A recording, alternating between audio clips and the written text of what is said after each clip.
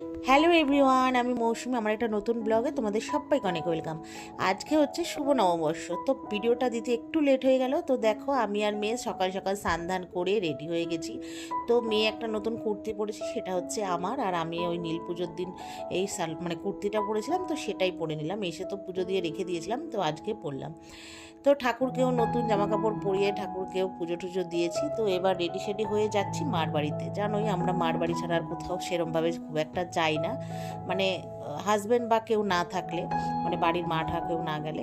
তো যাই হোক, আমি আর মেয়ে তো চলে আসলাম। আর আজকে যে প্রচণ্ড গরম পড়েছে বন্ধুরা, কি বলবো, মানে জীবনের মনে এত গরম মনে হয় সব আজকেই পড়েছে। তো যাই হোক, মার বাড়ি এসে বসলাম, আর এসেই সঙ্গে সঙ্গে ফ্রেশ হয়ে এসি চালিয়ে বসে পড়েছি ঘরে, আর অন্য কোনো ঘরেও যাইনি। তো এখানেই বসে আছি। তো আমি এসে নাইটিটা পরে নিয়েছি। তো আর তারপরে মাকে বললাম একটু করো চা, তো মা করলো চা। তো এইখানেই বসে খাচ্ছিলাম। মাও রান্না করতে করতে হাঁপিয়ে যাচ্ছে। আর হচ্ছে তারপর চা খেতে খেতে গল্প করছিলাম, আর অমনি ছোটো ভাই চলে এসছে। তো যেহেতু আমাদের বিজনেস আছে জানোই, তো আজকে ভাইয়ের হচ্ছে শিয়ালদায় হালকাতা ছিল, তো সেখান থেকে মিষ্টি এনেছিল। তো ওই মিষ্টি মা বলছিল খা, আমি বললাম না খাবো না, ওই নিমকিটা খেয়েছিলাম। তো তারপরে আজকে তো যেহেতু নববর্ষ দিন বলে, মা জানো তো বিয়েতে বলেছিলাম না যে ও দুটো গোপাল পেয়েছে। একটা গোপাল তো কোথায় চলে গেছে জানি না, আর একটা এই যে গোপাল যেটা একটু বড়, আর একটা জিরো সাইজের গোপাল ছিল, ও কোথায় হারিয়ে গেছে।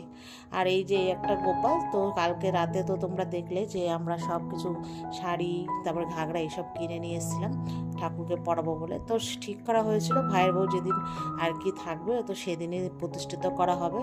তো ও আবার হচ্ছে গণেশ পুজো করতে চলে গেছে, ওকে সাজিয়ে গুছিয়ে।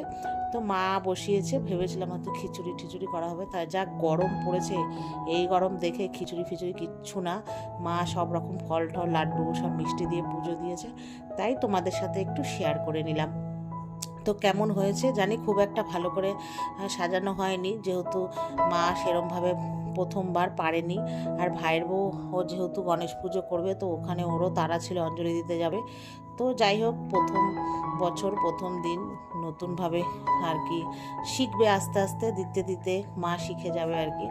তো যাই হোক, গোপাল ওখানে প্রতিষ্ঠিত তো করেছে, মানে বসিয়েছে, কোনো প্রতিষ্ঠিত না, মানে বসিয়েছে। অনেক দিন ধরে 3 মাস হয়ে গেল বিয়ে হয়েছে, তো গোপালটা ওখানে পড়ে রয়েছে অনেক দিন ধরে। তো মাকে বললাম নববর্ষের দিনই সিংহাসনে ওকে বসাও, তো তাই বসিয়েছে। তো যাই হোক, তারপরে রান্নাবান্না কমপ্লিট। আর আজকে জানো তো আমাদের মেনুতে রয়েছে মাছ।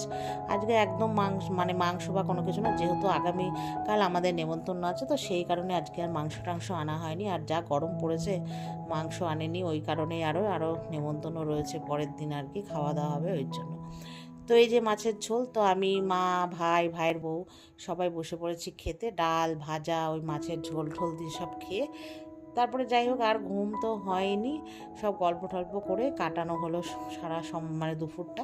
আর এটা হচ্ছে সন্ধ্যের সময়, মেয়ে দেখো রেডি হয়ে সেই কখন থেকে ভিডিও তুলবে, ফটো তুলবে করে করে।